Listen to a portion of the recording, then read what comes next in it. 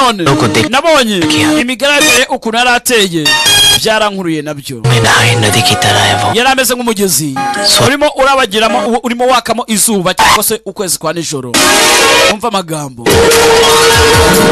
ndetse icyo gihe nabonye sa naho ndimo mumenaho indabyo bega yewe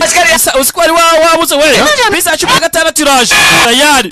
bisi birimo abakobwa benshi bakunda bisi yaraje tayari uranga yarakunze umusore bamwise Raul yarakunze cyane yakunze umukobwa tutaramenya izina gusa amazina nyakuri yitwa Amita Pateli Yo na agakoresho ka entertainment alongside Sag aya boss cyangwa se ntabwo ari featuring ati mukobwa ngwino hano ese uri murajya he wimunga wijya kure ndashaka kwegera ukajya kure utibangira kumbwira ngo ngwino hano ngwino nyegere aya boss nabatangire igina my friend cy'urukundo love story ati umunsi umwe jabana yuko bizaba apna jadu us pe bhi chal jaye leta mugenzi nabizi uko nafashwe n'umutongero wiwe mutima wanjye uravuga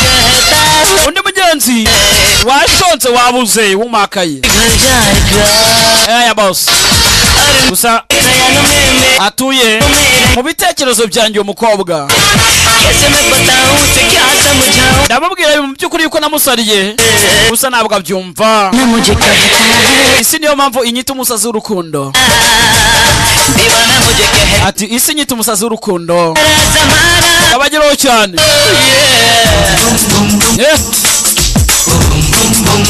nagahinde twatangiye